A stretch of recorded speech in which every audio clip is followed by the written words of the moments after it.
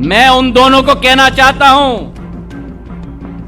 कमलनाथ जी और दिग्विजय सिंह जी, आप दोनों सुन लीजिए, टाइगर जिंदा है। हितों को देखकर मन में एक उमंग है, एक खुशी है। हमारा किसान खुशहाल होगा, हमारा किसान प्रगति के पथ पे चलेगा तो भारत आत्मनिर्भर होगा, प्रधानमंत्री जी का सपना साकार होगा, शिवराज सिंह जी का सपना साकार होगा। और आज जब मैं म्याना आया हूं, सामान्य तौर पर मेरी हर बार कोशिश होती थी, जब इस क्षेत्र का मैं सांसद था, कि मैं जब भी आऊं आपके बीच में, मैं कभी भी खाली हाथ ना आऊं, आपके लिए कुछ न कुछ अपने साथ लेकर आऊं। तो आज इस मंच से मैं महेंद्र सिंह सिसोदिया जी को धन्यवाद अर्पित करना चाहता हूं, साधुवाद उनको देना चाहता हूं कि जो पोर्टफोलियो प्रधानमंत्री नरेंद्र मोदी जी ने,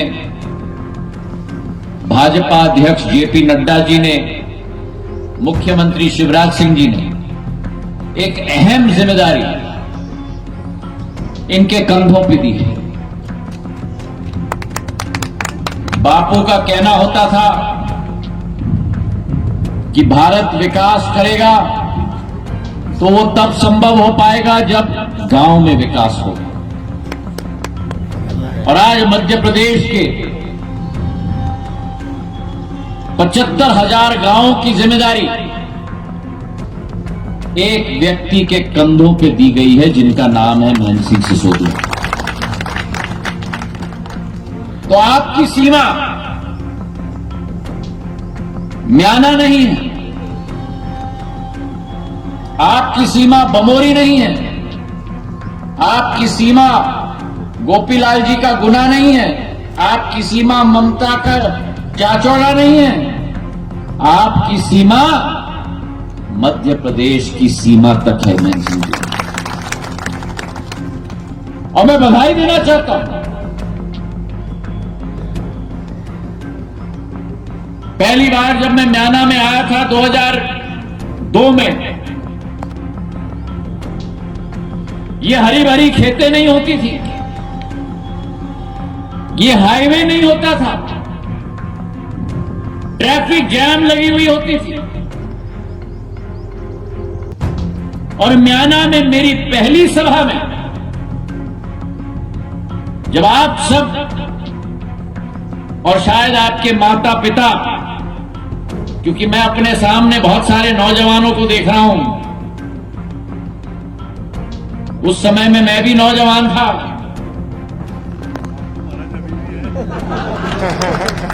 20 साल निकल गए, कहां निकल गए मुझे अपने आप महसूस नहीं हो रहा। उस समय में उस मंच पर कई मांगे उठी थी। हमारा म्याना बड़ा पिछड़ा क्षेत्र है, ये भी रोड के साथ लगा हुआ है, लेकिन विकास का सेवक महेंद्र सिंह सिसोदिया आपके लिए संकल्पित है, आपके लिए जी जान लगाया है। वो कोरोना की लड़ाई से निकलकर बाहर आया है। अभी उनके यहाँ मातृ शोक हुआ है, उनकी मां को भी हम श्रद्धांजलि अर्पित करते हैं और ऐसे लाडले को अपना पूरा आशीर्वाद दो ताकि क्षेत्र का विकास सफल हो। तब तक ज्योतिरादित्य सिंधिया का पसीना का एक एक बूंद, शरीर का एक एक रोम और शरीर का एक एक खून का रक्त का बूंद मेरी क्षेत्र की जनता को समर्पित मैं करता हूं। मैंने कभी राजनीति का पथ नहीं अपनाया, मैंने जनसेवा का पथ अपनाया और मैं गर्व से कह सकता हूं कि मेरे साथ ऐसे कई सैनिक उस जनसेवा के पथ पे चले हैं और उनमें से एक आपका अपना महेंद्र सिंह सिसोदिया इस मंच पे बैठा हुआ है। ये महेंद्र सिंह सिसोदिया इस जमीन का जन्मा हुआ है। ये महेंद्र सिंह सिसोदिया आपका बच्चा है। ये महेंद्र सिंह सिसोदिया आपका बीज है। ये महेंद्र सिंह सिसोदिया आपके आशीर्वाद से एक वृक्ष के रूप में आपको ही छाया देगा और आपके विकास और प्रगति पर चार चांद लगाएगा। लाखों कांग्रेस के कार्यकर्ताओं ने काम किया है 20 साल। क्या आपने 6 महीने में मेरे द्वारा किसी भी कांग्रेस के नेता पूरा उड़ा रहा है ऊपर से नीचे तक ऐसी अनर्गल टिप्पणी मेरे मुंह से आपने सुनी है? जो महिला उनके मंत्रिमंडल का सदस्य रहे उस पर यह बात की गई। क्या ये शर्म की बात नहीं है? कमलनाथ जी के लिए, अजय सिंह जी के लिए, जिस परिवार से अजय सिंह जी आते हैं,